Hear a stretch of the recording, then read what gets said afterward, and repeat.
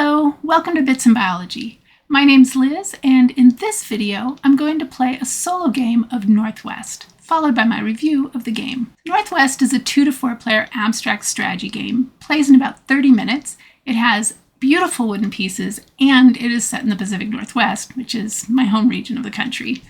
The new expansion, which I'm super excited about, is coming to Kickstarter soon, and it allows you to play solo, which is why I'm so excited. It does also add a set of Campfire Tale cubes, and you can add those to the base game or to the solo expansion. And I just want to say I was sent a prototype of the expansion to try out. I'm actually borrowing it, but I was not otherwise compensated for this video. I volunteered to do it. I'm just super excited to share the game with you. So in the base game of Northwest, you're going to draft memento cubes from the main exploration board, and you do that by moving a shared hiker token. Your movement choices are going to be determined by what type of memento the player before you collected, and likewise you'll affect the player after you. And then you're going to add your collected mementos to your player board, and they're going to score you points at the end of the game according to their placement on your board. In the solo game, memento cards are going to guide your choices on the exploration board, while mountain blocks that you are placing will increasingly hinder your movement throughout the game. The solo campaign also has 20 missions that will get progressively more challenging as you work through them. So let's go down to the table and I'll show you how to play Northwest.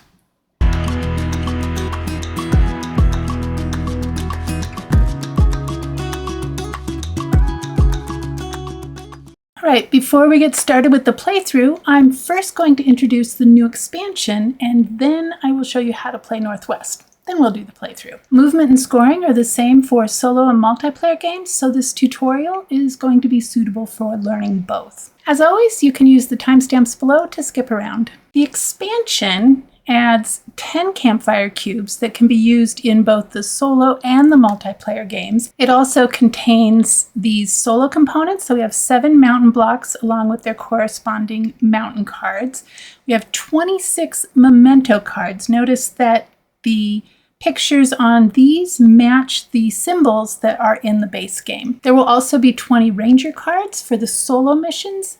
I'll talk about the solo missions when I go over the solo rules, but I don't have the ranger cards here to show you because this is actually a prototype for the expansion. So it comes with all the usual caveats that things are subject to change. I kind of doubt they will change much, but just remember they are subject to change. If you choose to play with the campfire cubes, you're going to first remove the following memento cubes from the game. So we have 3 mushrooms, 2 ferns, 2 bees, 2 maples, and 1 Bigfoot.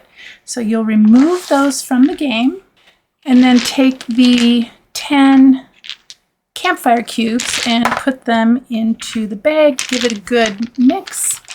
So when setting up the exploration board, you're going to roll the Campfire Tale cubes with the regular memento cubes and set them up as usual in your 8x8 grid. You'll also give each player a Pinecone token at the beginning of the game, which is different from the base game. Each of these Campfire Tale cubes has 5 sides that show the regular Northwest symbols that you're used to: Bigfoot, fern, bee, maple, and mushroom. The 6th side, however, features a new symbol where we get to see a campfire.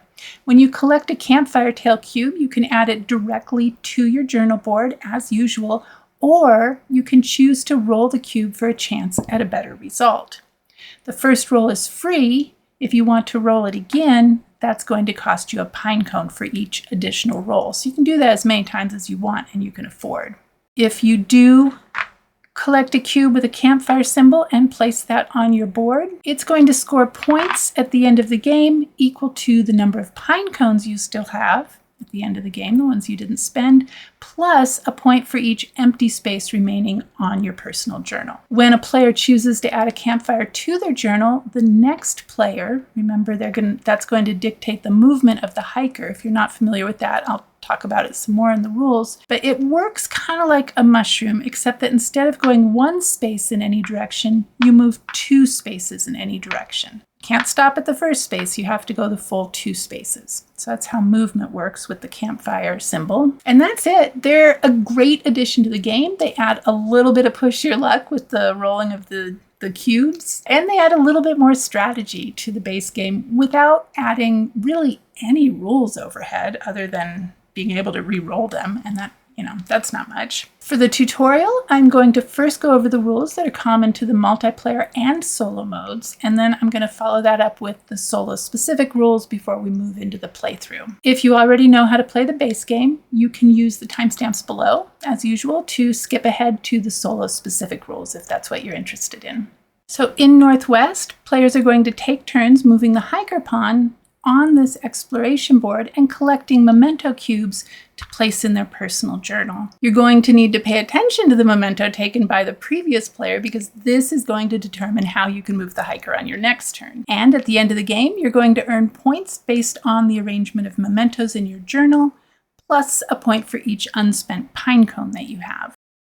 So for setup, I already showed you how it works with the bag. We would put all these cubes in this bag, shuffle them up real good, and then roll them out and place them randomly on the board. And you want to be careful to keep them in the same orientation with the same side facing up as the way they were rolled, because if you'll notice, some of these are showing a pinecone symbol in their top right corner, and that's going to be important.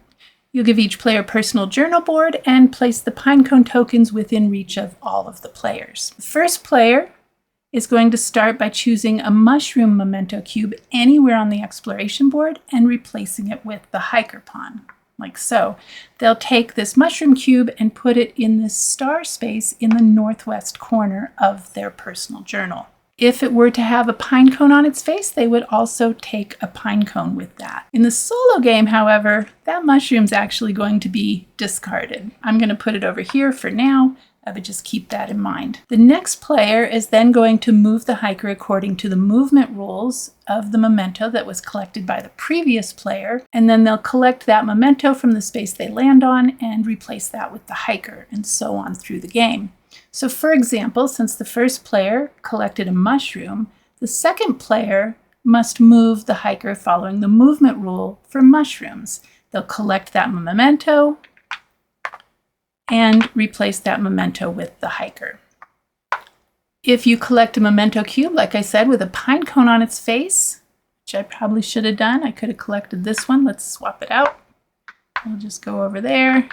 And you would collect a pinecone token. Pinecones are limited. There's only 10 of them. So if there are none in the supply, when you collect a cube with a pinecone symbol on it, that pinecone symbol, unfortunately, is going to have no effect. The first memento cube that you place, like I said, it has to be placed in that star space. And each memento cube you collect after that has to be placed orthogonally adjacent to an existing cube. So if we placed another cube, we would put that orthogonally adjacent to one of these cubes. I could not put it here. It cannot go diagonally. So let's take a look at the movement rules for the different memento types. And they are outlined very nicely on this beautiful player aid. Each player gets one of these player aids, which is great. They have the movements on one side, and then on the other side, it's the end game scoring. So if the player before you collected a mushroom, that's going to allow you to move one space, either diagonally or orthogonally, adjacent to the hiker. So all 8 of these spaces would be fair game. If, on the other hand, they collected a maple, you would be able to move one space to a diagonally adjacent space. So I could move here to the Bigfoot, the bee, the maple, or the empty space. You can't actually do that. You have to collect a cube. You could, we'll talk about the pinecones in a minute, they're going to let us move a little bit extra. If the player before you collects a fern, then you can move one space to an orthogonally adjacent space. And if the player before you collected a bee, this moves kind of like the knight does in chess. You move 2 away and 1 over, or 1 away and 2 over. It kind of works out the same way. So I would be able to go here to this maple, over to this fern, down to this maple, and so on. You get the idea. If the player before you collects a Bigfoot, that actually allows you to get a little distance on the board. You can move the hiker any space in that row or the column where the hiker is. So like I just mentioned, players can also spend a pinecone token to move an additional orthogonally adjacent space. It does not allow you to move diagonally, unfortunately. You would spend that, would go back to the supply, and then you would collect the memento cube that you landed on. In the multiplayer game, if a player, towards the end of the game, has no legal moves and they don't want to or they can't spend a Pinecone to extend their movement to a space with a memento cube, they're going to have to collect an available mushroom from the board and replace that mushroom with the hiker pawn. So pretend that I had no legal move. I would choose an available mushroom and place that on my board, and then replace it, of course, as usual, with the hiker. If there are no mushrooms left on the exploration board and the active player can't or doesn't want to use a Pinecone to make a legal move, then that actually ends the game immediately for everybody. In the solo game, you don't actually have the option of collecting an available mushroom when you can't make a legal move. You have now backed yourself into a corner, and instead the game ends immediately. And you probably didn't finish the mission. The game can also end when all players have filled their personal journal. At the end of the game, players collect 1 Pinecone for each empty space in their journal, provided there's still Pinecones remaining in the supply. Remember, they are limited. Let's talk about scoring. All right, so here we are, perhaps at the end of a game. We're looking at one player's board. There are no more legal moves that they could have taken on the exploration board. And so now we'll take a look at scoring. For each of the mushrooms, you're going to score 1 point no matter where they are on your board. So in this case, we would get 2 points for mushrooms. Furthermore, in a multiplayer game, whoever has the most mushrooms is going to score a mushroom bonus equal to half their mushroom score and then rounded up. Ferns are going to score 2 points if they are orthogonally adjacent to another fern. So each of these ferns would score 2 points. This fern would score nothing. Maples will score 2 points if they are diagonally adjacent to another maple. So each of these maples would score 2 points for a total of 4. And each of these maples would score 2 points for a total of 4. But this maple over here would score nothing. Bees really want diversity. So they're going to score 1 point for each unique type of memento cube that is not a bee. So other bees don't count. These are solitary bees.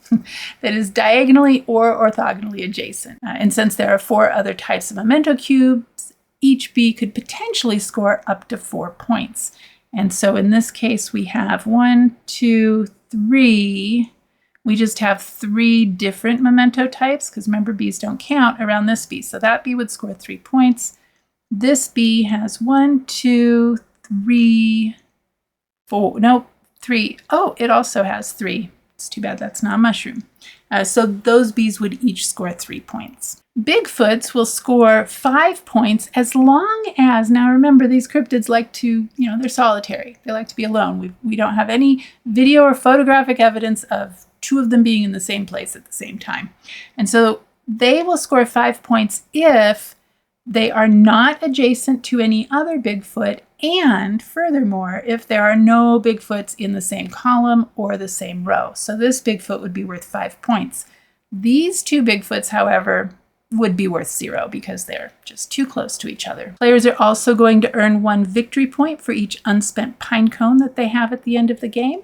And the player with the most points is the winner. In the case of a tie, the player with the most unspent Pinecones is going to be the winner. And if there is still a tie, you just have to share the victory. So now let's move on to the solo-specific rules. For the solo game, you're first going to choose a mission from the Solo Summit campaign. The expansion comes with 20 solo missions that are divided into 5 chapters with 4 missions each. The solo missions are what are going to determine which memento and mountain cards you will use, and they will also provide increasingly difficult challenges as you play through them. The first thing you're going to do is shuffle the 16 memento cards that are indicated by your solo scenario. For the scenario we're playing today, we are starting with 2 bees, 2 Bigfoots, and then 4 each of the maples, ferns, and mushrooms. So we're going to shuffle those up. And then you're going to shuffle the mountain cards and collect your mountain blocks. So the mountains that we're playing with for our mission is Mount Shasta, Mount Hood, Mount Rainier, Mount St. Helens, and Mount Olympus. So those will get shuffled. Next, you're going to separate the memento cards into 6 face-down piles. The first one will have one card. I have a hard time calling that a pile, but whatever. The next one will also have one card. And then we go to 2 and 3 and then 4 and 5. And then you'll take your shuffled mountain cards and you're going to put a mountain card on every pile except not the first one. So on each of these, and then you'll shuffle each of these piles separately. And you're going to, from these, form your summit deck by placing first the largest pile on the bottom, and then the second largest pile, and so on. So that your single solitary card is on the top. And then you're going to use this deck to build your summit. And you're going to start with the top card and form a layered pyramid of cards with a single card at the top, and then 2 and 3 and so on. And then the bottom row, you're actually going to put face up. And you're now ready to start the game. For your first turn, just like in the base game, you're going to choose a mushroom memento cube as your starting point. However, unlike the base game, you're going to discard the mushroom cube instead of placing it on your board.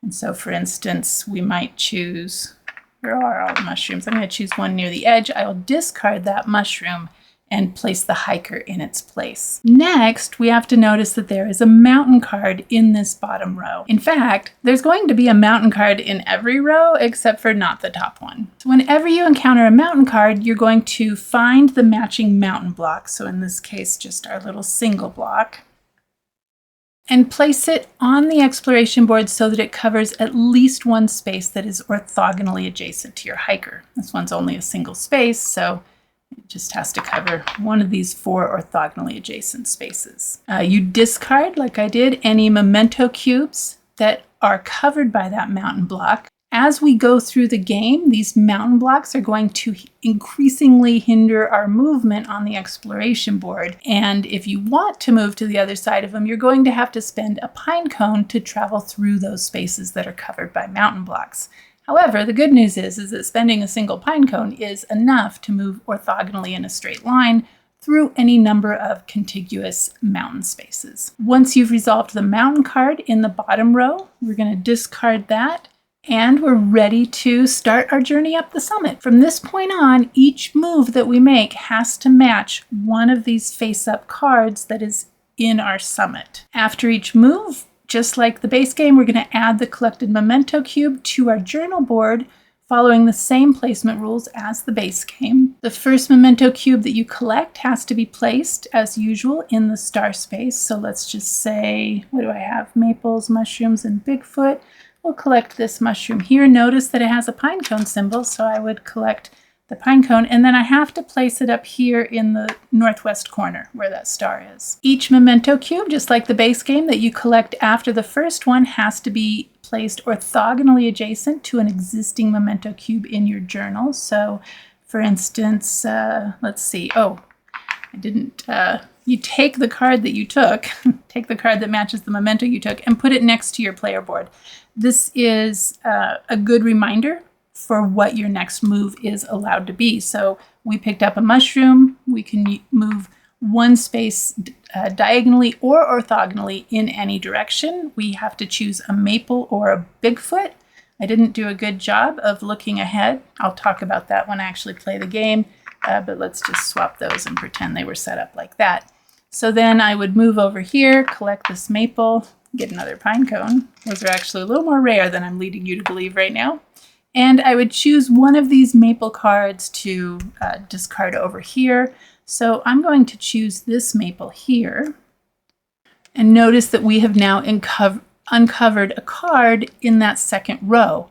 So that card is now available to us to collect memento tokens. Revealed cards immediately become an option in your journey. They don't need to be collected earlier or later than any other card. So I wouldn't need to, for instance, collect all 3 of these before I could collect that mushroom. I could do that on my next turn. And in fact, since I just took a maple and I have to move one space diagonally, I could collect this mushroom and take yet again another pinecone. That's great. The game ends under one of 2 conditions, either when you have no legal moves left on the board, just like in the multiplayer game, or when you have successfully collected all of the summit cards. Scoring is the same as in the base game, except there is no mushroom bonus, sadly. At the end of each mission, you're going to earn badges based on how well you did. So 1 star if you completed the full summit deck, 2 stars if you completed the summit and met the goal points. So for this mission, this first mission, that would be 38 points. And you earn 3 stars. It's the highest you can go if you completed the summit and surpassed the goal points, leaving your mark on the trail. Before we move on to the playthrough, I just want to briefly mention the solo summit campaign. The expansion, like I said, includes this solo campaign. It consists of 5 chapters that get progressively harder as you work through them. There are 4 missions in each chapter that use the same memento cards for all 4 missions. So each chapter might use different memento cards, but then all 4 missions within that chapter are going to use the same memento cards. And they'll have the same scoring goal. However, they might use different mountain cards. In addition to that, each of the 20 missions has 1 or more unique rules or goals. So for instance, placement requirements for the mountain blocks or collecting specific mementos. So we don't have placement rules in this first mission. It's, I'm guessing, the easiest mission. I've played through all 4 missions in the first chapter, and I can tell you they do get increasingly harder. And so for instance, I think it's in the second mission, there's a prohibition where you can't place mountain blocks to where they have an orthogonally adjacent side. Now you could go diagonally adjacent, like so, but you wouldn't be able to go orthogonally adjacent. And that's the second mission. And I think in the third mission, there's some restriction on diagonal placement even. And I can't remember the fourth mission. It took me 16 games to make it through all 4 of those missions in the first chapter. I can't remember how many times it took me in the first mission. I eventually learned that you have to think ahead, and that's the secret. So I'll probably talk more about that in the playthrough. So for this playthrough, I'm going to be playing through the first mission in Chapter 1. Chapter 1 is called The Whispering Canopy. And for the first chapter, our memento cards are going to consist of 4 maples, 4 ferns, 4 mushrooms, 2 Bigfoot, and 2 bees. So for a total of 16, we have 16 spaces on our board. And for the first mission, we're going to remove the 3 Sisters and Mount Stewart, leaving us with Mount Hood, Mount Rainier, Mount Olympus, Mount Shasta, and Mount St. Helens. Our goal, as for all the missions, is to make it to the top of the summit, but then also to earn at least 38 points. And again, that 38 points will be true for all 4 missions in the first chapter. The first mission is called Echoes of the Canopy, and like all missions, it starts with a short introduction. The trail starts like any other: damp earth, sprouting mushrooms, the distant call of a Steller's jay. But as you venture deeper, you notice something odd. The rustle of leaves doesn't quite match the wind. The shadows shift a little when you're not looking directly at them. You open your journal and wonder if you should document these small, strange happenings. Something tells you the forest has been waiting for someone to listen. And so with that, I'm going to get this cleaned up and then we can get started with the playthrough. All right, so this might look a little different than it did just a moment ago. When I was recording last time, I paused the video when I was shuffling the cards and forgot to unpause it, which is unfortunate because I had a great game. I completed the mission, earned enough points. It was fantastic. I said really witty things, and it's all not recorded. So you'll never know. Hopefully this playthrough will be just as good, if not better. So back to where we were.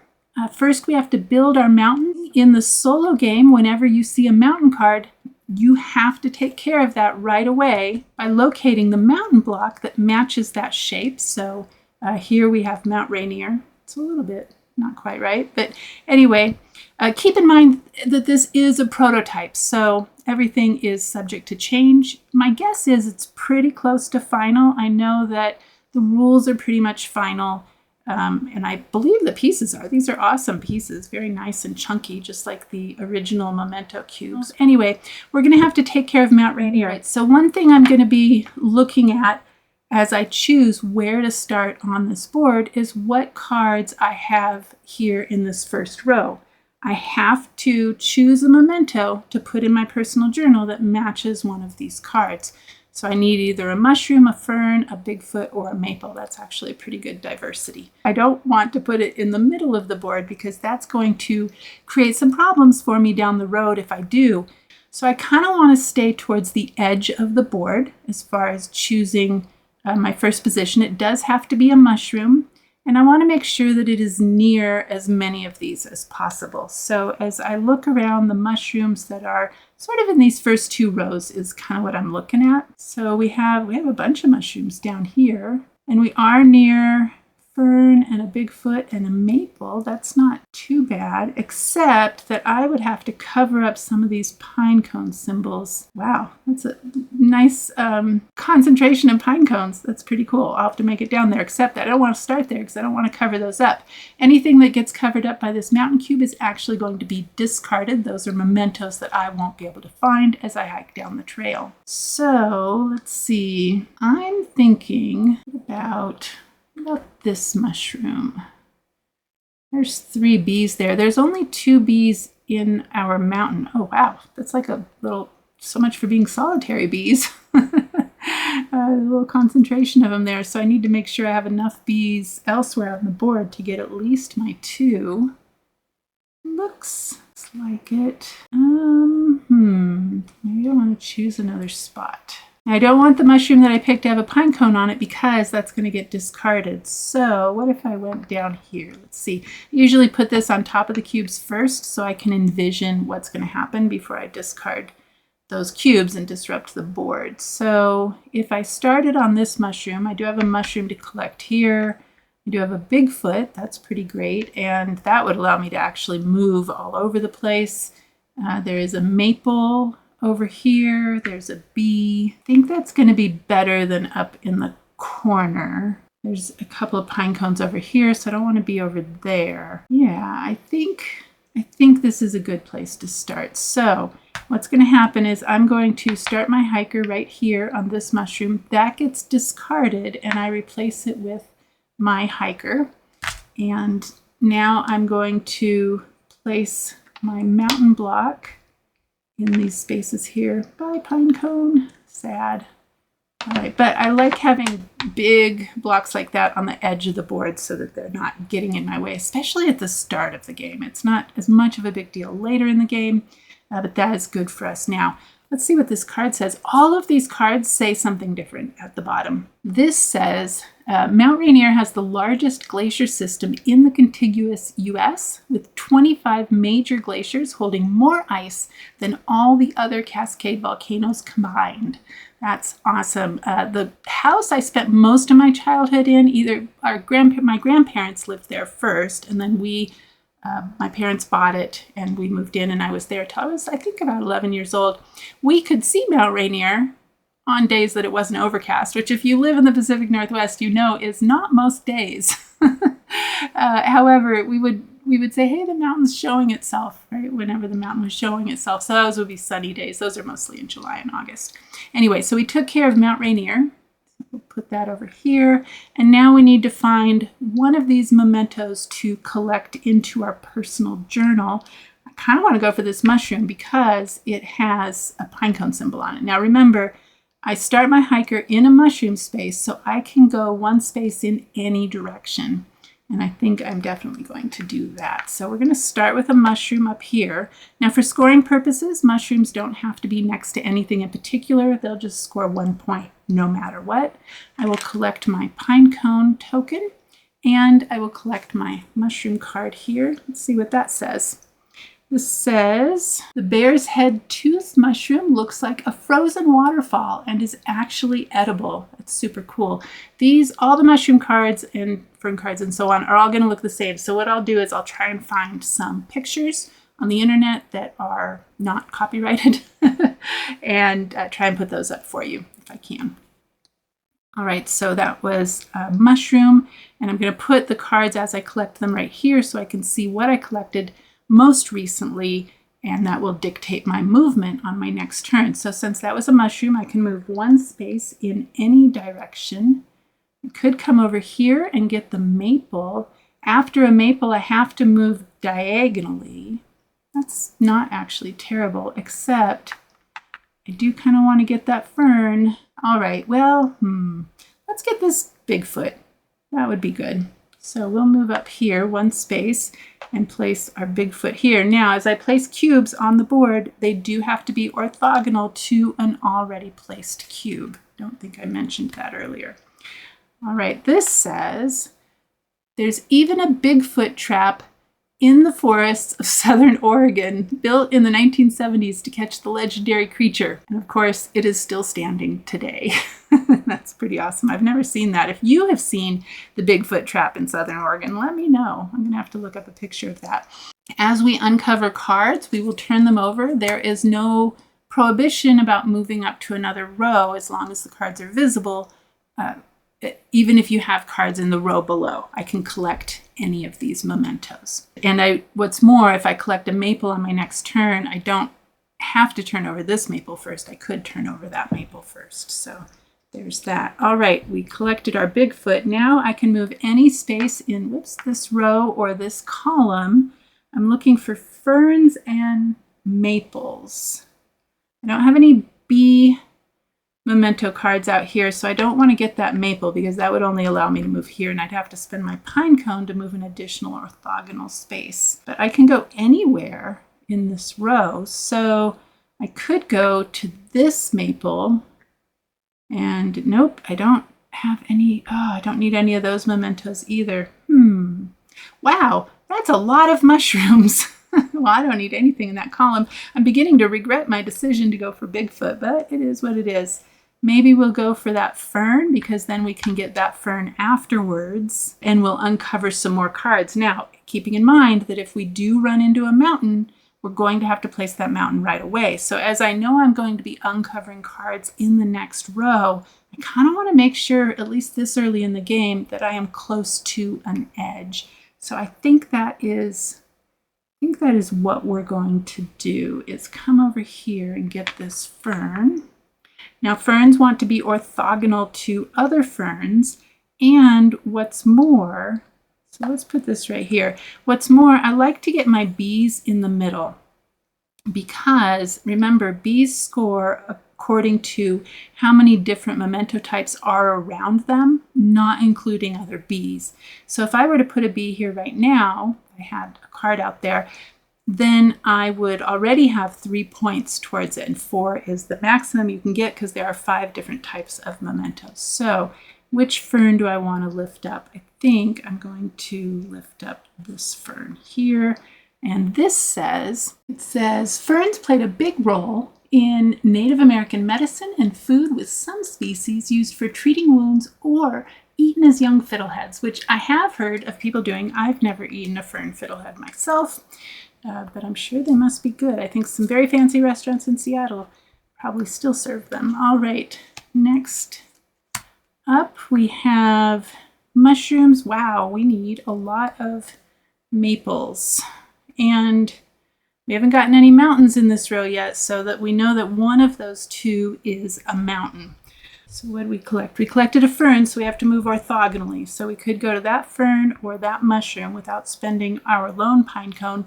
And this mushroom has a Pinecone on it. So let's do that. And I don't want to put it here because I want to put a fern here. I know I want to put a bee here, so I'm going to put my mushroom here because I can't put it here and I can't put it here because it has to be orthogonally adjacent to something I've already placed. So we'll take that, and this says the indigo milk cap is a mushroom that actually bleeds blue when you cut it. That's pretty amazing. All right. Wow, we need a lot of maples. I should have been looking a little more closely at that. So let's kind of try and look ahead a little bit. So we just collected a mushroom. We can go one space in any direction. That would give us a fern, but then we have a maple here. We do have a maple here, but we're kind of backing ourselves into a corner there. However, let's see. We have a few maples over here and up here. So if I got that fern, I would get a Pinecone, but then I have to move orthogonal. I am going to flip over a card, but it has a 50% chance of being a mountain, which is not great. So I want to make sure that I can get a fern. Oh, I didn't collect my Pinecone for that mushroom. I want to make sure I can get a maple after I get the fern. So let's see.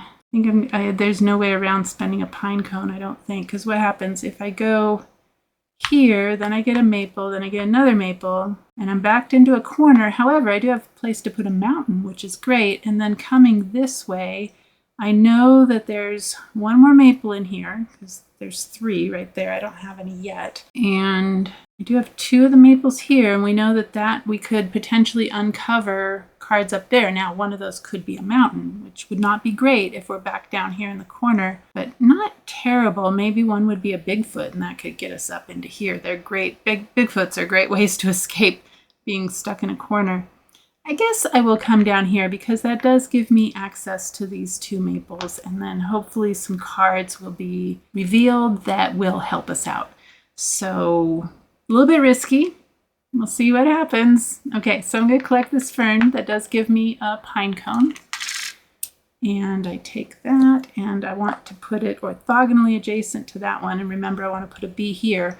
This says, bracken ferns are some of the most widespread ferns in the world. Did not know that. And have been around for over 300 million years. That's pretty awesome. That was a fern. We're going to turn this over. Ooh, it is a mountain. We've got Mount Hood. Oh, luckily that's a little one. That's not too bad. It says, Mount Hood is the most climbed glaciated peak in North America, with thousands of adventurers summiting it each year. That's a lot. You know, an interesting thing, didn't we get Mount Rainier already? Oh, there it is. Our mountain's over there.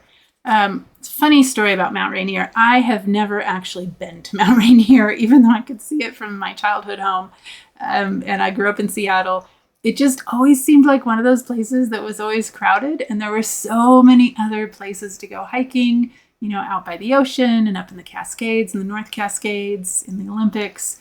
And so I just never felt the need to go to Mount Rainier. Now I wish I had, because I've seen pictures. It's beautiful, but that was my young self making those decisions. Now I've heard all the trails back there are crowded, so that's a shame. All right, Mount Hood. Oh, yeah, we read that. So we need to place, where is Mount Hood? Where is my Mount Hood? Oh, I picked it up. Okay. All right, so we need to put it in an orthogonally adjacent space. We don't want to put it there. Maybe down here with this B. That's kind of out of the way. We'll do that. And that B gets discarded. So we got a fern last. We didn't uncover any more cards, so we just have maples to choose from. I hate it when that happens. But we did plan ahead, so we will get that maple. I'm going to put that maple here with the plan of putting another maple there. And then maybe one here, but that means I would need to have a memento here or here, because I can remember it has to be orthogonally adjacent to something I've already placed. So do I want to risk? I don't know if I want to risk. These are the mountains we have left. Let's see. If this happens, that's a little bit of a tragedy. Maybe not terrible, but not the best. I don't know where the mountains are. See, this one wouldn't be too bad. This one would be fine. We could go there, but I don't want to risk uncovering a mountain. I know that this is not a mountain, right? Because we already got our mountain. That was Mount Hood. So let's take this maple here. And it says, indigenous people of the Pacific Northwest used maple wood, because it's awesome, for tools, paddles, and even baby cradles. Of course they did, because maple wood is great. All right. Bees. Okay, we're getting a little more diversity in our choices. So if we were to come here, then what happens? We can move one space diagonally. That would put us back here. We would have to use 2 pine cones to go there, or we could go here and use 1 pine cone to come up here. And what would that get us? To that mushroom. Oh, that would get us over here to that maple. So that's not too bad. It would also, that bee or that Bigfoot. Let's do that. All right, so I just took a maple. I have to move 1 space diagonally. We're going to move to where that Bigfoot is. And then I'm going to spend a pine cone to be able to move 1 more space orthogonally. You can only do orthogonal extra movements with the pine cones. So that puts me there. And remember, we already planned to put our bee there. And it already has 1, 2, 3 different memento types around it. So that's great. We want to put a fern right, or not fern, a maple right there. So that'll be the fourth one. So fantastic if it all works out. Collect my bee. This says, unlike honeybees, most native bees are solitary and don't make honey, but they're still essential for pollination. Yep, that is the truth. I didn't actually think about the fact that the solitary bees don't make honey, but yeah, that actually makes total sense. I could tell you that there are somewhere in the range of 600 to 1,000 native bee species in the Pacific Northwest.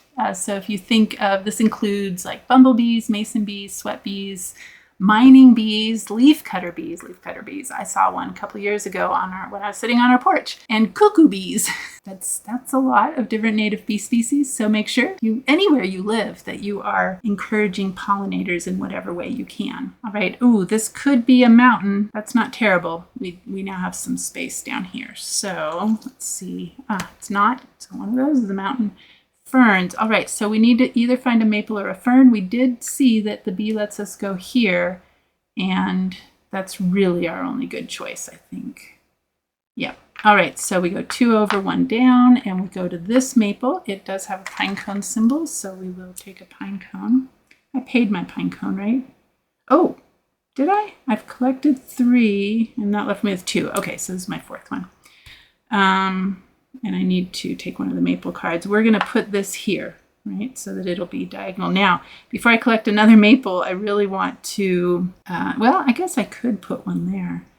But I want to leave some room to get my other 2 ferns over here, or I could put 2 ferns here. I mean, they just have to be orthogonally adjacent to at least one other fern. So there's that. All right, we just collected a maple. We got our pinecone symbol. I think I'm okay for uncovering a mountain. Now, if we were in a later mission, we might have some rules about, placing mountain blocks next to other mountain blocks. But in this first mission, we don't have any prohibitions like that. So let's see if I got, I can't remember what mountain this goes to, but I could put it there. That's not terrible. Maybe we will reveal 2 cards and increase our chances of revealing a mountain. So this maple says, big leaf maples have some of the largest leaves of any maple tree, reaching up to 2 feet across. That is incredible. I don't remember seeing maple leaves that big when I was a kid. I feel like I would have remembered that, but oh well. I'm sure I did and just don't remember it. Nope, no mountain. That's actually kind of a bummer because we were all prepared for that. All right, so we don't want to necessarily, actually getting another maple is not bad. We already talked about that, so that's okay.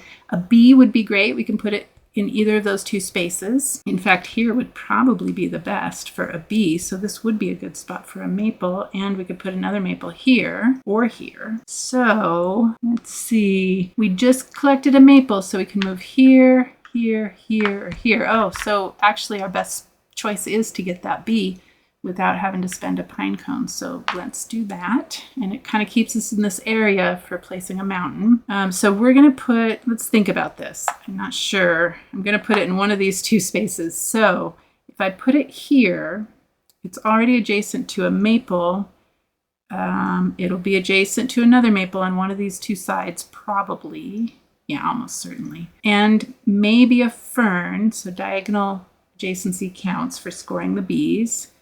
Here, it's already adjacent to a fern, so it would have a fern and a maple. Ooh, I'd have to get 2 different things here and here, and that's not great because this is likely to be another maple. So if I put it here, it has a better chance of getting a little more diversity because hopefully I'll get a fern here, or I could put 2 ferns down here. So yeah, let's put our bee here, and that seems like a good spot.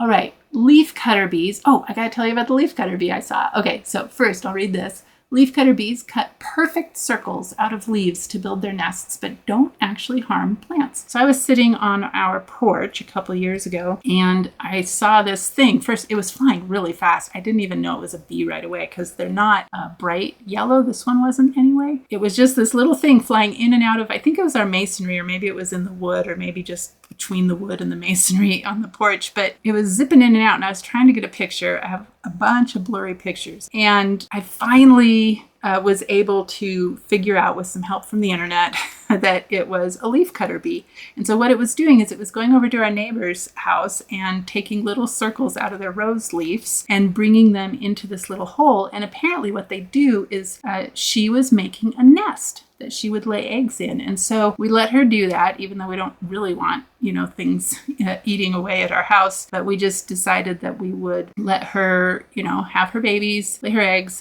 Little baby bees could hatch and come out, and then we would plug up the hole. And I'm pretty sure we did that. Yeah, I'm good at forgetting stuff like that, so maybe I should go look. Anyway, that was bees that I just got. No pinecone involved. And so I can move here, which I don't need. Oh, I didn't look ahead. This is not good. Could come here and get that fern, which does have a pinecone. However, it's really backing me into a corner. I would have to hope that I get a Bigfoot, and then I would also have to spend a pinecone to get to it no matter what. But from where I'm at, let's see. Oh, I could come here and get a maple. Did I already notice that when I picked this bee? Maybe. Yeah, let's do that. Let's come up here and get the maple, because then I can get the fern. I have some more choices up there anyway. So let's put this maple now. We really have to think about this. Could put it here. If we do that, we'll probably put another maple here, or we could put it here and then put two ferns like that. So I think that gives us the most flexibility to put it there. There's only 2 bees in all these cards, so we've got both of them on our personal journal now. All right, so that was a maple that I placed, so I need to pick up one of these. I am fine with revealing a mountain, although we know this is a mountain. I don't know which one, but it's a mountain. So let's see. Well, we know this is, I'm kind of in the middle of the board. Oh, where am I gonna, I just picked up a maple. Yeah, that's what I'm deciding. Okay, so from here, I'm gonna have to move. I can move to one of these spaces, and then I'm gonna need another maple, so I can go up here. So we can actually block off down here now. I think we're done down in that part of the board. So let's uncover this mountain and see what it is. This says, maple seeds, often called helicopters, I used to play with these when I was a kid, spin as they fall, helping them spread farther from the tree. That's pretty awesome. And I feel like I keep saying that's pretty awesome because it's all awesome. So anyway, that was a maple. We're going to turn this over. It is Mount Shasta. Ooh, it is that great big one. What does Mount Shasta say? It says, Mount Shasta is a potentially active volcano that rises so dramatically from the surrounding landscape that it creates its own weather patterns. I'm not going to say that's amazing, but it's amazing.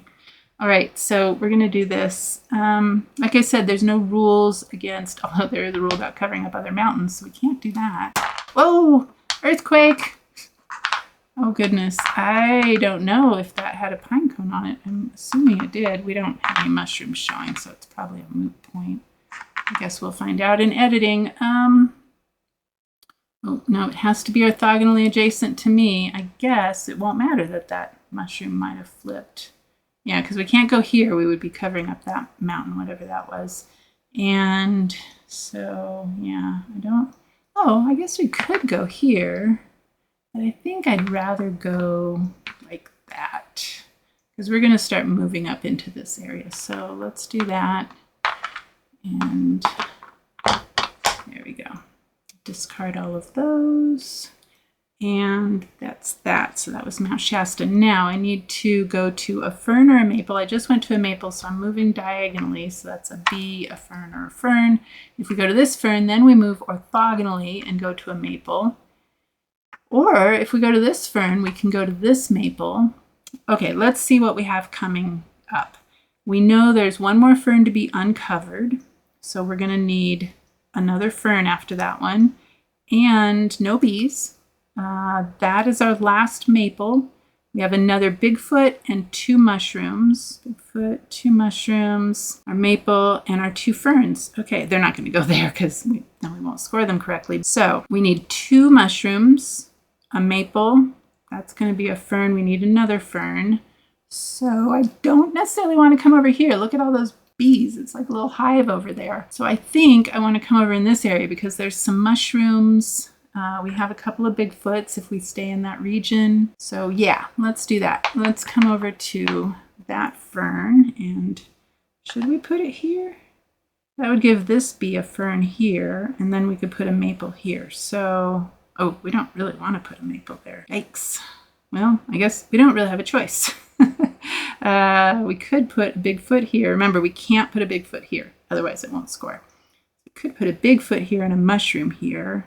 That would give the bee 3, and then a fern here, and that would give it 4. So I think we're doing okay. And then these, oh, and these will be mushrooms, so that's good. All right, so that was a fern that I just collected. So this says, lady ferns are commonly found in the Pacific Northwest and were historically used as a natural bandage for wounds. That's really cool. Not awesome, cool, but it's awesome. All right, we're gonna uncover that. Oh, it's a mountain, Mount Olympus.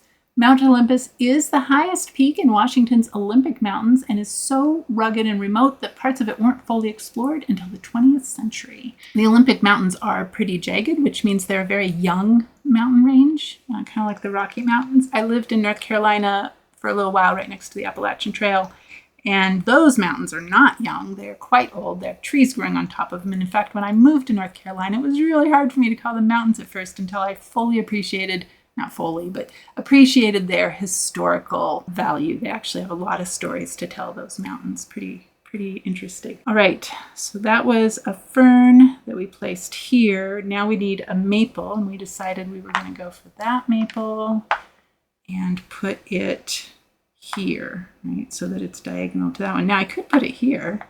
Can't put Bigfoot here. So we're going to put a fern here, and then I have a Bigfoot and 2 mushrooms. Yeah, it really doesn't matter. Let's just put it down there. Okay, I take that maple, and it says, maple flowers may be small. Of course they are. They're then pollinated. But they're a great early season food source for pollinators like bees. They are indeed very rich source of energy for them. All right, one of these, so we have 2 mountains left. Yeah, one of these I think is a mountain. No, this was Mount Olympus. All right, so we have mushrooms and mushrooms. Not much choice there. However, we just picked up a maple, so we have a couple of choices. Oh, wow, we have a lot of choices. All right, so we know we have 2 mushrooms. Mushrooms, we can move any direction, so I kind of don't want to go over here because there's no mushrooms there. So we know we need a mushroom, a fern, we have a fern here, a Bigfoot, we have a Bigfoot here. So yeah, I think this is a good space for us. So let's pick up that mushroom. Whoa, it gets us a pine cone. Let's put that there, and I'll decide which of these to pick up in a moment. We're gonna put our mushroom here, and that gives my bee another bit of diversity around it. It's got a lot of maples. Right now it only has 2 different memento types around it, because remember, bees don't count for other bees. Let's do this mushroom so we can uncover that. Now it might be a mountain. Is that going to be okay? What are we planning on doing if it's not a mountain? We're probably going to come over here or up here. We need a Bigfoot. We're going to need a Bigfoot, and we're going to need another fern. So actually, we might come over here because there's a fern and there's a Bigfoot. And another mushroom. So 2 mushrooms. Actually, if we come up here for this mushroom, then we can go to that mushroom, and that leaves us open for a Bigfoot and a fern. Okay, so we're good. We just got our mushroom, so we're going to pick up this one to see what that is. This says, some mushrooms, like oyster mushrooms, can break down toxic chemicals and are being studied for cleaning pollution, probably in the soil and stuff. I'll have to look at that. I'll put some up on the screen. All right, what do we have here? Ferns. So that's the fern we've been looking for. We just collected a mushroom. So did I collect my pinecone token? I've used 1, right? 1, 2, 3, 4, 5. Yep, I collected it. All right, so we need a mushroom or a fern. I just collected a mushroom so I can go any direction. Remember, I wanted to come up here, so I think I will get that. Oh, how is that going to work?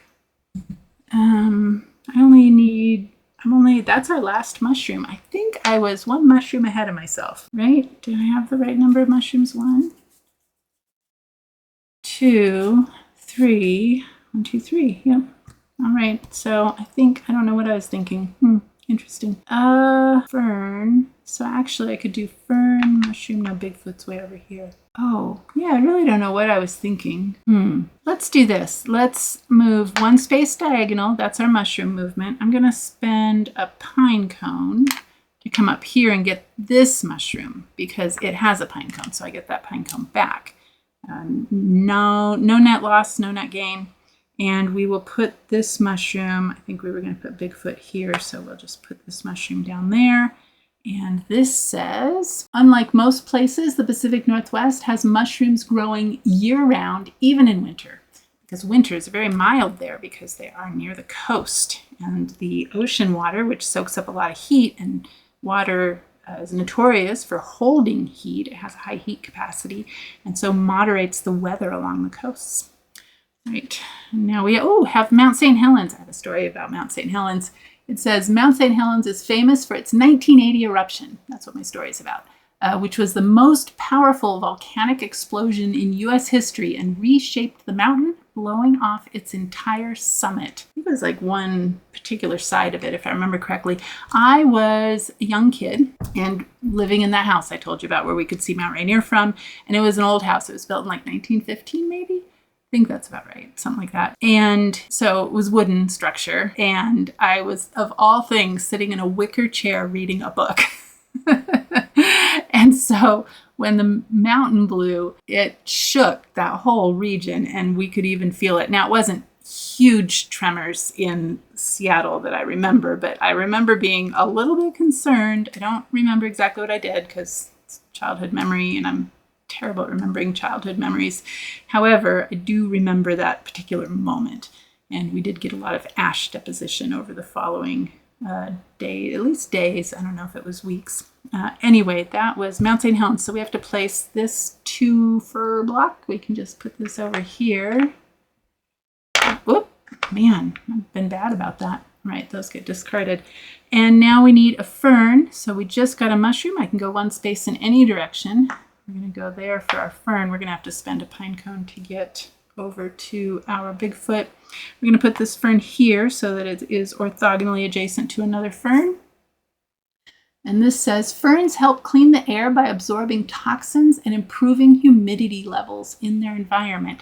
It is certainly humid out there. I really miss hiking in the rainforest. That is probably what I miss the most about not living in the Pacific Northwest anymore is, man, the Quinault and the Hoh rainforest, beautiful. If you ever get a chance to go and you haven't been already, amazing. Oh, I've been trying not to say that so much, but it is truly, that is actually the best descriptor for that. Jaw-dropping. All right, we need a Sasquatch. We knew that was coming. So, and we just got a fern, so we're going to move orthogonally down here to that maple, and then I'm going to spend a pine cone, but whoa, toss them all around. But then I'm going to get a pine cone from this, keep wanting to call it Sasquatch, Bigfoot, and so I'm just going to keep that pine cone, and our Bigfoot's going to go there. And this says, Washington has the most reported Bigfoot sightings of any state, with Oregon and California not far behind. So I actually watched in preparation for recording this video, and of course I have said nothing about everything I learned, but I watched 2 videos about Bigfoot and sort of the origin of the legend. And one of them actually critiqued some resources, in particular a book I can't remember the name of, that really tried to attribute it very heavily to Native American cultures in the region, although he was a little skeptical, the guy who did the video. He did a lot of research. But what we can say is that this mythology of sort of the big, bad, scary monster in the woods is something that is not unique to the Pacific Northwest. So in Canada, they call it Sasquatch, right? And it's the same region. But then in the Himalayas, they have Yeti. And I'm sure in other regions, they have other sort of big, bad, scary monsters. And, you know, these were stories that were told to kids so that they would not wander out into the woods, right? Keep them at home and keep them safe. And so that's probably where it originated. And then, of course, there were hoaxes that happened. One in 1958 where a guy truly thought, I think, that he found a footprint near a construction site, but it turned out to be a prank. And then a video that got released in 1967, but the guy who released it had a reputation of being a liar. And he actually made a confession a number of years later.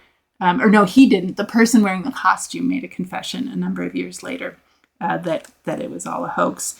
And so anyway, I will put links to both of the videos that I watched down in the description if you're interested. Now, the one that critiqued the book and other sources, very scholarly, but still interesting. Like, it wasn't dry. But that one's like an hour and 15 minutes. Although, to be honest, I watched the whole thing and it did not feel like an hour and 15 minutes. The other one, I think, is only like 5 or 7 minutes or something like that. Anyway, if you're interested, those links will be down in the description. Okay, so that hiker goes there. We made it through. We made it to the top of the mountain through all of our trail. And wait, are we missing a mountain? What did I not? Oh, I didn't place Mount Olympus. How long ago did we run into that? I think I was down here somewhere. So I probably, let's see, I collected stuff over here. I'll bet that probably it would have gone here. So I'll just place it here, but in editing, I will figure out when I pulled Mount Olympus and where I should have put it and make sure that it was all legit, that it could have had a place to go. So I'll make sure of that. All right, we're done. I think I won. So remember I told you at the beginning that I had recorded a whole playthrough, or thought I had, but I forgot to unpress the pause button. So that is the score from that. I earned 39. So let's see if we surpassed that. I think we might have, because I didn't score perfect on both of my B's on that one. So I just write solo. The 1-1 is for mission 1, chapter 1, or campaign 1. I don't know what they're going to end up calling it. So we got all 4 of our mushrooms, so that's 4 points. Our ferns are all orthogonally adjacent to another fern, so that's 8 points. Likewise, our maples are all diagonally adjacent to another maple, so that's 8 points. Our bees, so let's see, we have 1, 2, 3, 4. We have at least 4 different memento types around that bee. This bee has 1, 2, 3, 4. Perfect. Remember, bees don't count for other bees. So we actually scored all. So I think we're going to get more points this time. Our Bigfoots can't be in the same row or column, or diagonally or orthogonally adjacent to each other. So they're far apart. That's great. So they're 5 points each. That's 10 points. And then I have 4 pine cones, which is more than I had last time. So this is actually a better playthrough. There you go. You got the actual, so, while frustrating as it was and a waste of time, not really a waste of time because I got to play a fun game. So I'll talk about that in my review. So what do we have? 42. That's fantastic. Yay. 42 points. Fantastic. So we were able to complete the mission. We had to earn at least 38 points and, make it through all of the cards. The way this works is you earn stars in addition to your points. So 1 star for just completing the summit deck, which is our mountain there. And then 2 stars if you also earn the goal points, which we did. We got 42 points.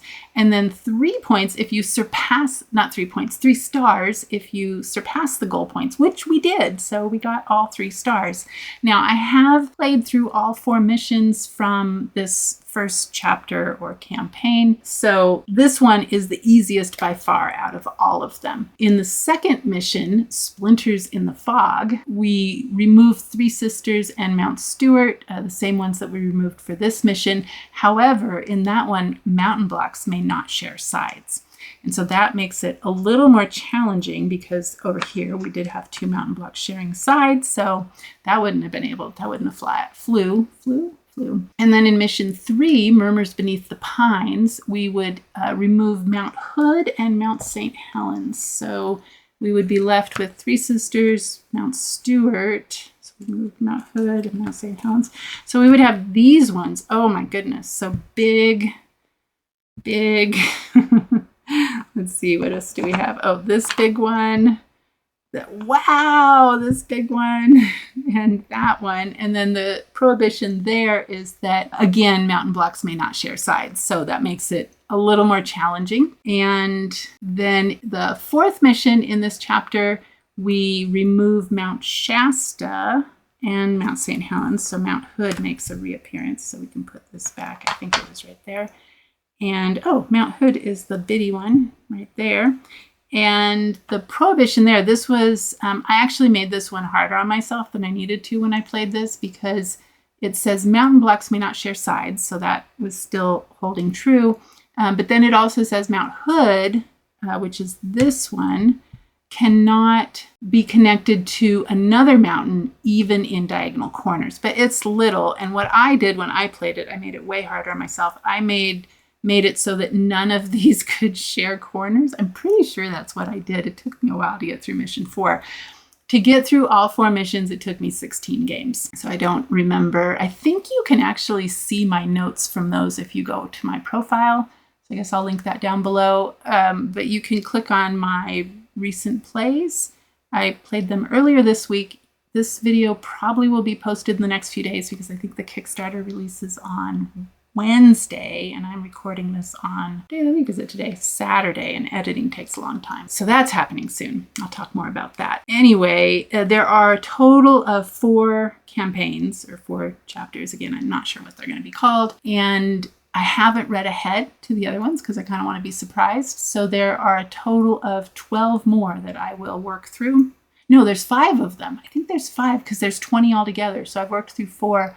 So that's 16 left. So I'm excited about that. I'm actually a little sad because I have to send this prototype back. So I won't be able to do that until the game gets released out into the wild. At the same time, you all get it if you back the Kickstarter. And you should. The company, I mean, you should if you think you'll enjoy the game, which if you're still watching at this point, probably you would enjoy the game. You would know by now through the playthrough. So before I get into my review, I do want to say a couple things. One, this is a prototype, so things are subject to change. I don't feel like they're going to change a whole bunch, but they are subject to change. This was provided to me. The base game had been provided to me by the publisher, but if you watched, I think I covered it, I'll put it up on the screen, but I did cover this in a previous monthly vlog when I talked about Northwest as a multiplayer game. So I actually learned about this game when I was watching Amy and Maggie of Thinker Themer. They saw this game, and now I can't remember the name of the conference, but one conference that they were at, put that up on the screen, and it was a little light for them. They like really heavy, heavy Euro games are sort of their favorite, but they didn't have anything bad to say about it, and it had a setting of the Northwest. They showed pictures, and I was just really impressed by the quality of the game. It's so beautiful. So I actually reached out to the publishers because I couldn't find it anywhere. I did try to find it. I had missed the Kickstarter. I don't know how, but I had. And so I reached out to the publisher, which actually it's a designer publisher, and just let them know that I was really interested in the game, that I really wanted to help them get the word out about it because it just was beautiful and, of course, set in my home region. And I always am looking for games like that. And it looked good to me. It looked to me, and I was not wrong. Looked good, like it would be a good family night game for us. And it is. My mom actually even really liked it, so I'll mention that more in the review. But I did just want to say up front that they did provide me with the base game and this prototype. I am sending the prototype back. I'm hoping that they'll send me a copy of the expansion once it's, for real out in the wild, but we'll see. We didn't really talk about it. I'm not getting compensated in any other way. I did this just because I really wanted to help them spread the word about this game. They're really nice people. It's Rick and Mary. Rick is the designer, and actually, now I can't remember his last name. It has to be in here. Oh my goodness. Where's the box? It's across the room. I'll put it up on the screen.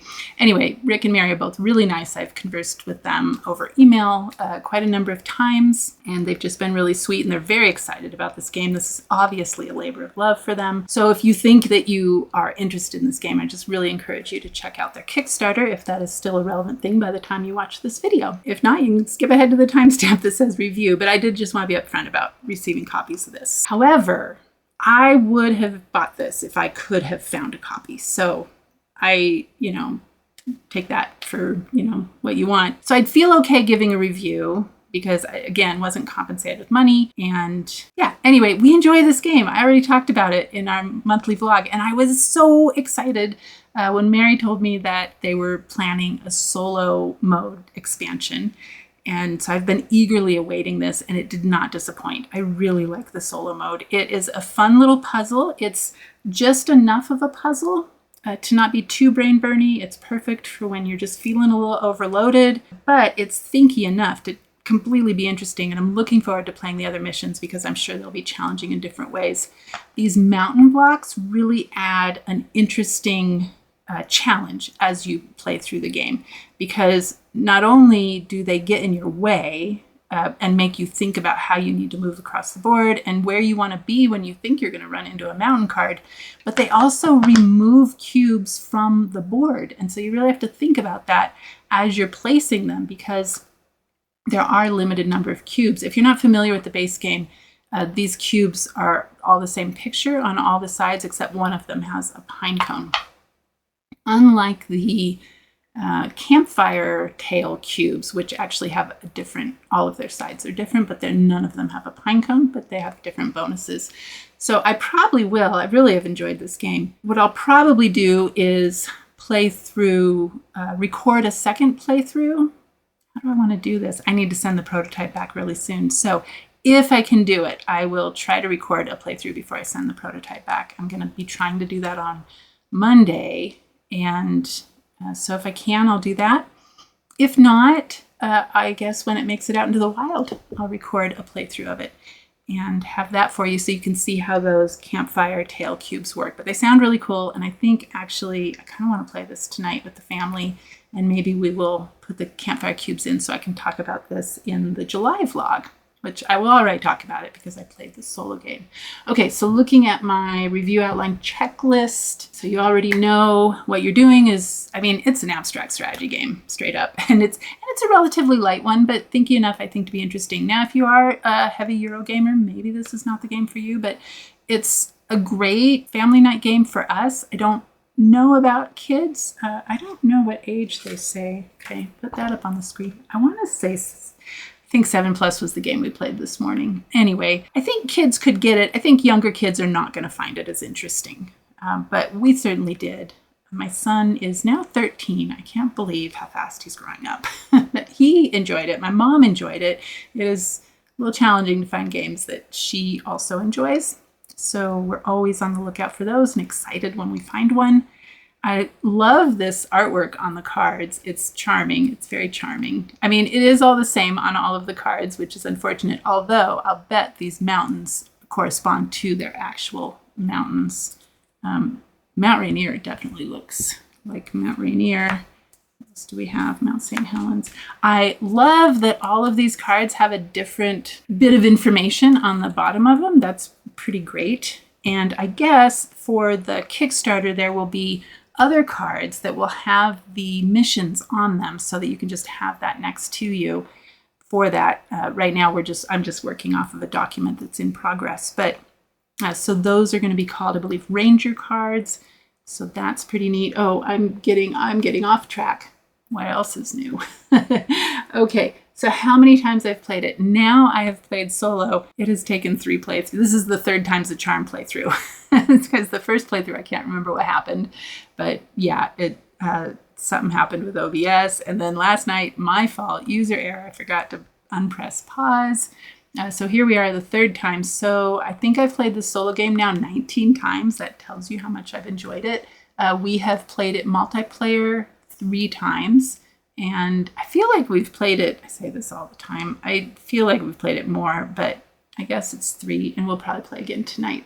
I think this is good at any player count. Plays up to 4 players. It is a little bit multiplayer solitaire, so if that's not your thing. However, it is interactive enough that my son found it interesting, and he's not a fan of multiplayer solitaire. So the fact that you can look and see what other people are doing and move the hiker appropriately, because you know how you move the hiker, what you collect is going to influence how they can move on their turn. And you also have to be thinking about that, of course, in the solo game. So that is something interesting to think about. You can really back them into a corner, or make it so that they have to spend pine cones to get out. Now, in the multiplayer game, if you're in a situation where, for instance, you can't make it to a spot and you don't have pine cones to spend, you can actually go to any mushroom on the board and collect that mushroom. But that was not in the solo rules, so I was assuming that that is not a thing in the solo game, because first of all, you would have to have a mushroom on your path going up the mountain. So, but that is an out that you do have in the multiplayer game. So the next on my list is what's fun about the game. So part of the fun for me is just, I grew up in this region, and so reading the cards, especially seeing the pictures of the mountains. But even when we played multiplayer, I love how chunky these memento cubes are. They're fantastic. This board is great.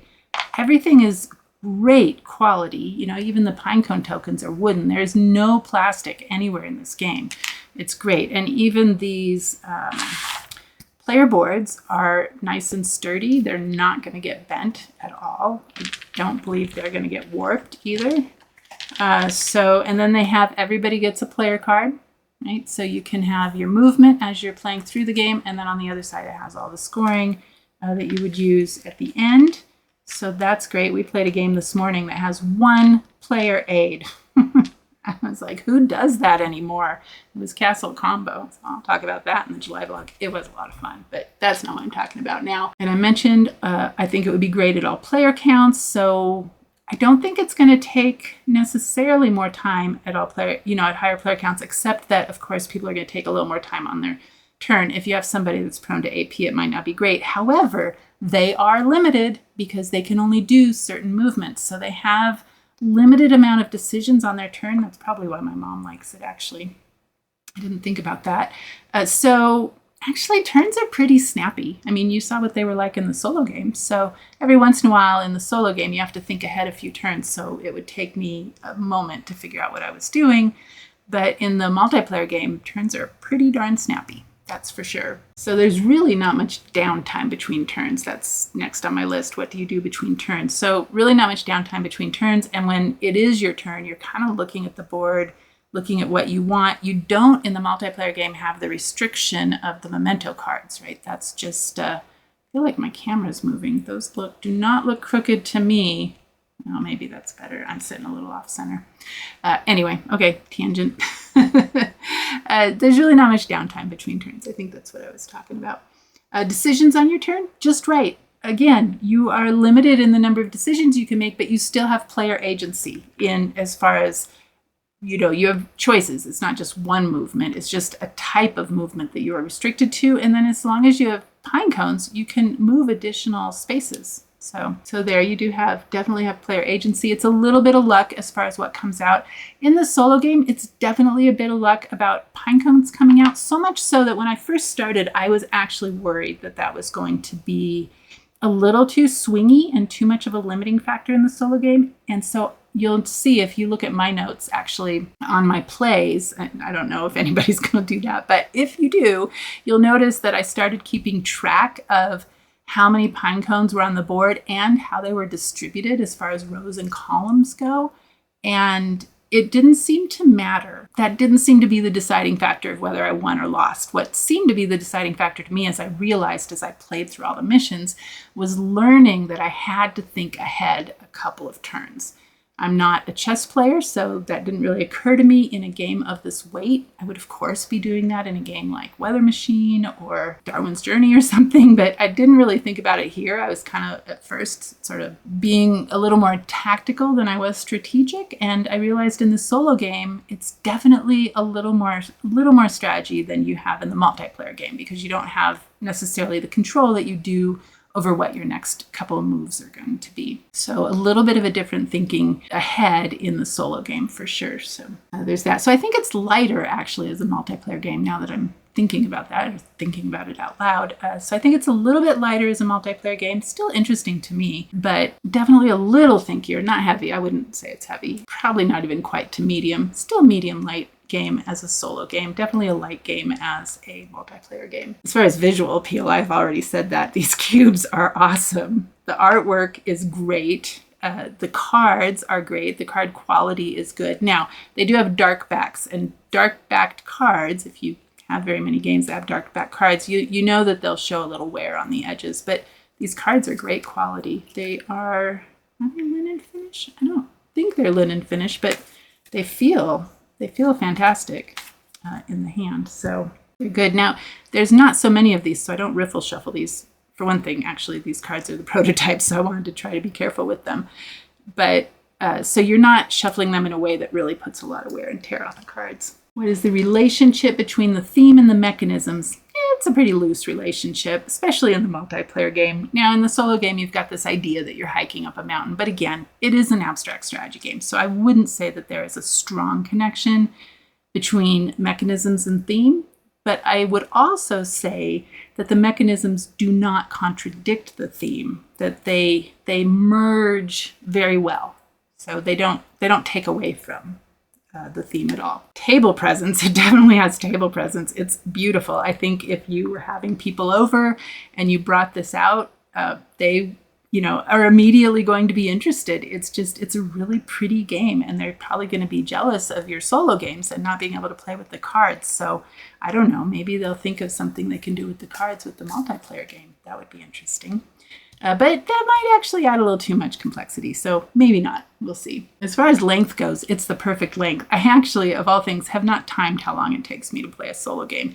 And I do talk a lot during the video playthrough, so it's actually quicker when I'm not filming a video. So I guess we'll see, how long that takes. I'm guessing, so the box I think says 30 minutes. And I'm thinking for our multiplayer games, 4 of us, maybe it's 30 minutes. I think a solo game's closer to 20. Maybe it'll be longer as I get up in the missions, but I would say it's pretty reliably 20 to 30 minutes. Even the 4-player game, I don't think we ever go over 30 minutes. Player interaction is minimal. However, it does come into play. You're all collecting memento cubes off of the same board, but everybody has their own personal journal, so you can't directly interfere with somebody's personal journal, but you can influence, at least for the person after you, what their choices are on their turn. And you can kind of steer the hiker in a different direction. I've already talked about the complexity. Not very complex, definitely a little thinkier as a solo game. And I think just the right level of complexity for me as a family game. It's interesting to me, light enough for my mom. So it's just perfect for us, actually. As far as luck versus skill, it definitely requires some skill, especially the solo game with thinking ahead. But there is luck as far as, you are putting cubes into this bag and mixing them up and then drawing them out and putting them out on the board. So that's random.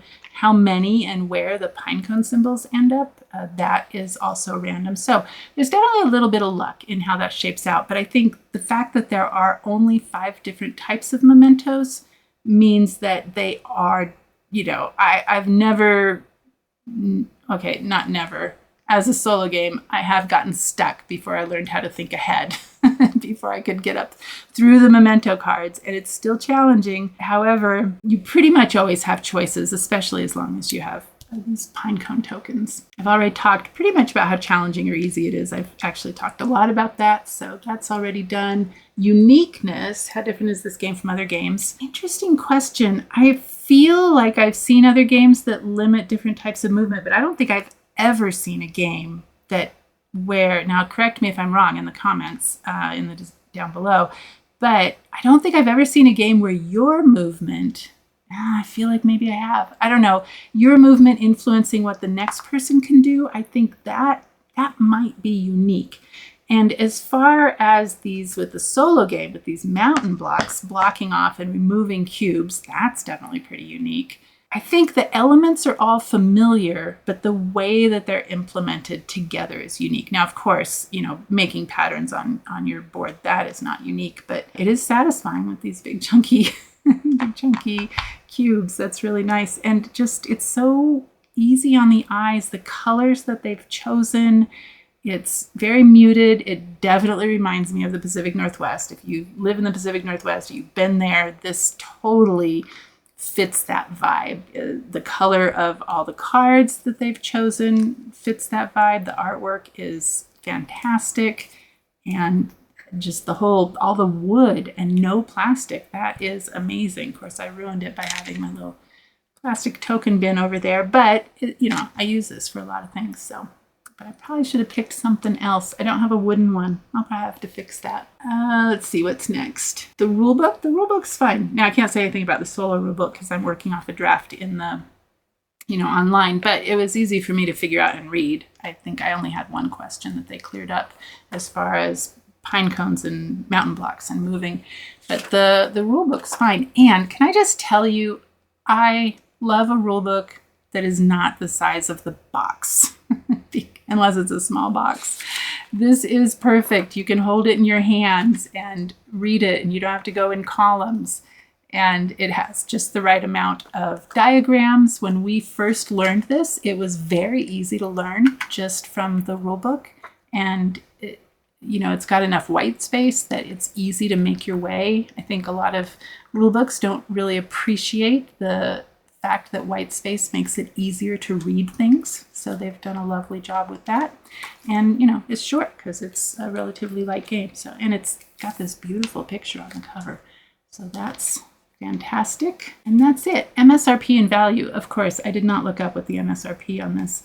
But I want to say when I was trying to find it that I thought the price was reasonable given the quality of the components. So I guess we'll see. I'm not sure what price point it's going to launch at for the Kickstarter. Of course, there's always shipping involved in that, but I don't think it's going to be much. I can tell you these cubes are light. I feel like they're made of pine, except that they feel a little sturdier than pine. Pine is a softwood, and I feel like these are not as soft as pine, so I'm actually not sure what the wood is. But they're light. They're light, so I don't think shipping's going to be too much. And the expansion is just these cubes and some cards. Now, there will be the ranger cards for the missions, but that won't take up too much extra space. Oh, and the mountain blocks. But these, again, are not heavy. I don't know what these are made out of. I guess I'll have to ask. But they're not heavy. I think even if you're ordering the base game along with it, if you missed that first Kickstarter, the board is not very heavy as well. It's definitely great quality. It's very thick. I don't know if you can see this. I'm going to flip this up a little bit, but it's definitely thick enough that it's going to last. It's nice stain on it. And I love this hiker. I don't think I showed you that earlier. The hiker's cool looking. So I'm guessing that the value is good for the MSRP. It is a really small publisher, so they're not operating at huge scales. So, it's not going to be probably what people are sometimes used to as far as they're not exactly mass marketed games, but the larger publishers can afford to discount things a little more because they have economy of scale. But the component quality is great. The tactile experience of playing the game is fantastic. I definitely think the replayability is there. I mean, abstract strategy games are good for that, right? And I feel like even after I've played through all the missions for the solo game, that I'll still want to play. That I am looking forward to integrating these Campfire Tale cubes into the solo game and seeing what that adds. So definitely, I think it has the replayability is there for sure, especially for our family. It's not going anywhere. And that is the end of my review outline checklist. So I think that is everything I wanted to say. I, of course, did not talk as much as I wanted to about all the different, the maples and the mushrooms and everything. I have notes that I didn't talk about, but oh well. I could have waxed poetic, but I didn't want to go on for too long. So I hope you enjoyed this playthrough and found the review informative. And I would love to hear your thoughts down in the comments. And feel free to ask questions. I'd be happy to answer them. I know that since this isn't out there, a lot of people, won't have, pretty much almost nobody has experience with this game. So I'm happy to answer any questions down in the comments, of course. And that is all that I have for you. Thanks for sticking around, and I will see you in the next one. Bye.